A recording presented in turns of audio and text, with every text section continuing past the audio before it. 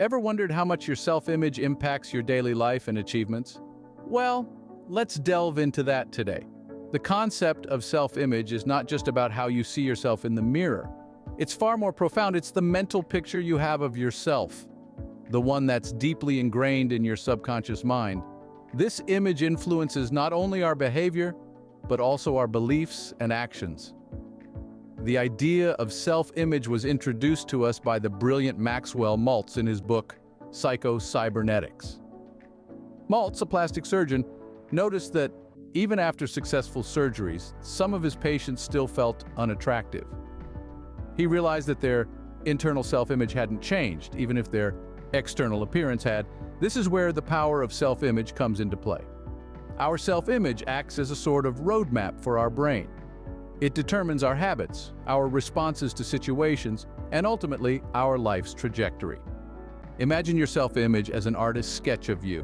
Every line, every shade, every detail represents a trait or a belief you hold about yourself. This sketch is not static. It changes and evolves based on our experiences and perceptions. Now, here's the kicker. A positive self-image can be your ladder to success. When you perceive yourself as confident, competent, and capable, you act in ways that make those perceptions reality. You take risks, you push boundaries, and you strive for excellence because you believe you can. On the flip side, a negative self-image can be your downfall. It's like a self-fulfilling prophecy of failure. If you see yourself as inadequate or incapable, you're likely to act in ways that reinforce those beliefs. You might shy away from opportunities, doubt your abilities, or sabotage your own success without even realizing it. So it's not about what you are, but what you think you are. Your self-perceptions hold the power to shape your life, to either propel you forward or hold you back. And that's the crux of it. It's not the mirror that defines you, but the mind's eye. So it's clear that our self-image is the steering wheel of our life's ship. Now let's dive into the world of psycho-cybernetics. So what exactly is psycho-cybernetics? Well, it's a concept, a theory, a method, if you will, that was developed by Dr. Maxwell Maltz, a renowned plastic surgeon. The theory is centered around the power of self-image and how it can be used to bring about positive changes in one's life. For Maltz, the journey to this groundbreaking theory began in his operating room. As he worked to alter the physical appearance of his patients, he began to notice something quite fascinating. Post-surgery, not only did his patients' physical appearances change, but so too did their personalities. Patients who were shy and introverted prior to their surgeries emerged confident, outgoing, and full of life. That led Maltz to ask the question, what if the transformation wasn't just skin deep? This curiosity led him to develop the concept of psycho-cybernetics. The term itself might sound complex, but in reality it's quite simple. Psycho stands for the mind or the self, and cybernetics refers to a system of control and communication like a thermostat or a GPS that's set to a certain destination. In essence, psycho-cybernetics is all about the mind's ability to steer one's behavior towards certain goals, much like a GPS system. And at the heart of this system lies one's self-image, the mental blueprint of oneself. Maltz posited that our self-image is the key determinant of our capabilities, our limitations, our successes, and our failures. He believed that by changing our self-image, we could change our lives. The theory of psycho-cybernetics is, therefore, a method to improve one's self-image, to remodel that mental blueprint in a way that aligns with our desires and aspirations. So how does it work? Well, think of it as a thermostat. If you set the temperature to 70 degrees, the thermostat will work to maintain that temperature. If it gets too hot, it cools down, and if it gets too cold, it heats up. Similarly, our self-image works to keep our behaviors and achievements in line with what we believe about ourselves. If we see ourselves as failures, we're likely to fail. But if we see ourselves as successful, competent individuals, we're likely to succeed. This is the power of psycho-cybernetics. It's about reprogramming our self-image, resetting our internal thermostat to align with our goals and aspirations. It's about understanding that we're not defined by our past failures or successes, but by our self-image. And by changing that self-image, we can change our lives. As we can see, psycho-cybernetics is all about modifying our self-image to achieve our desired goals. Imagine having an internal success mechanism. Fascinating, isn't it? Now let's delve into the captivating world of Maxwell Maltz's Psycho-cybernetics, where he introduces us to the idea of a success mechanism. This, my friends, is not a far-fetched sci-fi concept, but a profound understanding of how our minds work. Maltz believed that each one of us has an inbuilt success mechanism, a system that guides us towards achieving our goals. It's much like a ship's automatic pilot or a heat-seeking missile that, once set on a target, adjusts its course to reach the destination regardless of obstacles. It's intriguing how our minds have this intrinsic ability, isn't it? But how does this success mechanism work? Well, it's all about the feedback we give to our minds. When we set a goal, our success mechanism starts working towards it, steering us in the right direction. Every action, every decision, every thought is guided by this mechanism towards the realization of our goal. But here's the catch. Our success mechanism works best when it's in tandem with a positive self-image. You see, when we have a constructive and confident image of ourselves, our success mechanism gets the right signals. It understands that we are capable and deserving of achieving our goals. It's like giving our internal GPS the correct coordinates. However, if our self-image is negative, it's like feeding faulty data into our GPS. Our success mechanism gets confused, leading us astray.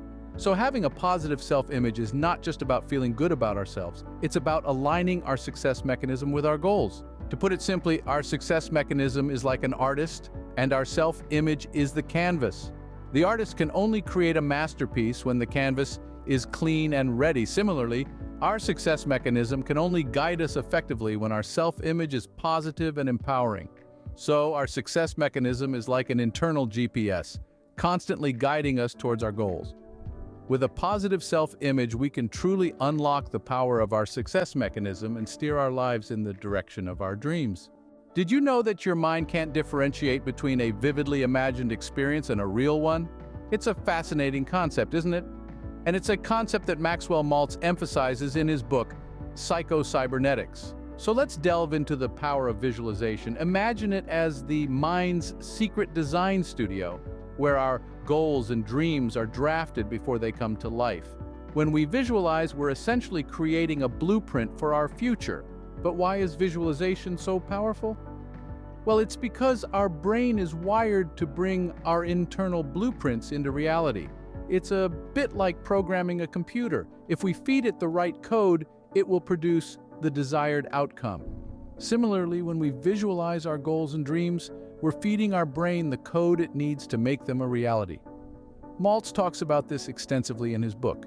He notes that our self-image is a product of our imagination. If we see ourselves as confident, successful individuals, then that's the reality our brain will strive to create. On the other hand, if we see ourselves as failures, our brain will unfortunately work towards that reality too. That's why it's so crucial to visualize positive, empowering images of ourselves. Now, don't get me wrong. Visualization isn't about living in a fantasy world. It's about creating a clear, compelling vision of what we want our reality to be. It's about setting our brain's GPS to the destination we desire. And the more detailed and vivid our vision, the better our brain can navigate us towards it. So, how can we harness the power of visualization? Well, it starts by setting aside a few minutes each day for this practice. Find a quiet space, close your eyes, and let your mind paint a picture of your ideal self and life. Feel the emotions, hear the sounds, and see the colors. The more real it feels, the more powerful the impact. Visualization, therefore, becomes a powerful tool in our journey of personal development. It's like a secret weapon waiting to be unleashed. So why not start today? After all, the only limit to our self-image and our future is the power of our own imagination. We all have those negative imprints, don't we? But can we overcome them?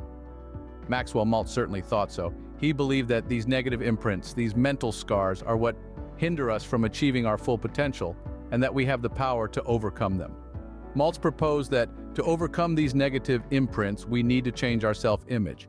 This might sound daunting, but it's not as complicated as it seems. It all starts with recognizing the power of our thoughts and understanding that our self-image is not a fixed entity, but rather a dynamic one that can be shaped and reshaped by our thoughts and beliefs. One of the techniques Maltz suggested is the use of positive affirmations. These are statements that we repeat to ourselves, usually in the present tense, that reflect the positive changes we want to make. For example, instead of saying, "I can't do this," we say, "I am capable and competent." Now, positive affirmations are not about fooling ourselves into believing something that isn't true. It's about changing our perspective, about focusing on our strengths and abilities rather than our weaknesses and failures. It's about replacing those negative imprints with positive ones. Another technique is visualization. This involves creating a mental image of ourselves as we want to be, not as we are. We imagine ourselves in a situation where we are successful, confident, and at ease. This mental picture serves as a blueprint for our subconscious mind, guiding it to bring about the changes we desire. It's important to note that these techniques are not quick fixes. They require practice and patience. They require us to be gentle with ourselves, to acknowledge our progress, however small, and to be persistent in our efforts. And as we continue to practice these techniques, as we continue to replace our negative imprints with positive ones, we start to see changes in our self-image. We start to see ourselves as capable, competent, and deserving of success. And that, my friends, is the first step towards realizing our full potential. Remember, overcoming negative imprints is not an overnight process, but a journey. Have you ever thought about the power of forgiveness in shaping your self-image? Let's delve into an intriguing perspective offered by Maxwell Maltz in his seminal work, Psycho-cybernetics. Maltz posits that forgiveness is a fundamental tool in the process of improving our self-image. It's not just about others, it's about us. It's about releasing the burdens we carry, the grudges we hold, and the guilt we harbor. Think about it. Every time we hold on to resentment or anger, we are essentially chaining ourselves to the past, preventing our self-image from evolving and growing. We become stuck, unable to move forward. Now, imagine the weight being lifted off your shoulders when you choose to forgive. Suddenly, you're no longer anchored to past hurts or regrets. You're free to create a new narrative for yourself, one where you're not defined by past mistakes or grievances. In the same vein, forgiving ourselves is equally important. We all make mistakes. We all have moments we wish we could erase. But the key to improving our self-image lies not in denying these mistakes, but in acknowledging them, learning from them, and forgiving ourselves for them. Maltz suggests that this act of self-forgiveness can be a turning point in our journey to a healthier self-image. It allows us to let go of the guilt and shame that often accompany our mistakes and failures. Instead, we can view these moments as valuable lessons, stepping stones on our path to growth and self-improvement. In essence, forgiveness is a form of self-love. It's a declaration that we are more than the sum of our past actions.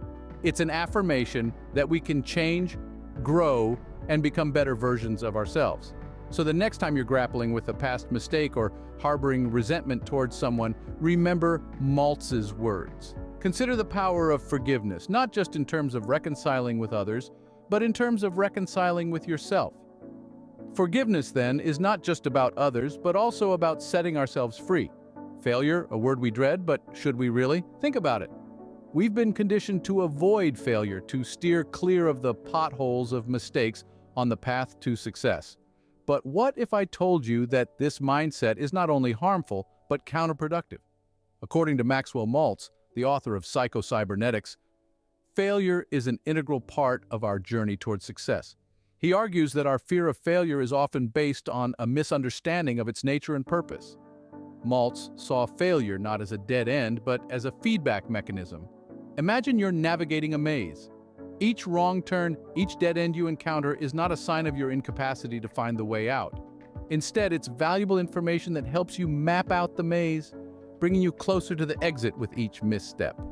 Similarly, each failure we experience equips us with knowledge and insight. It helps us understand what doesn't work and nudges us closer to finding what does.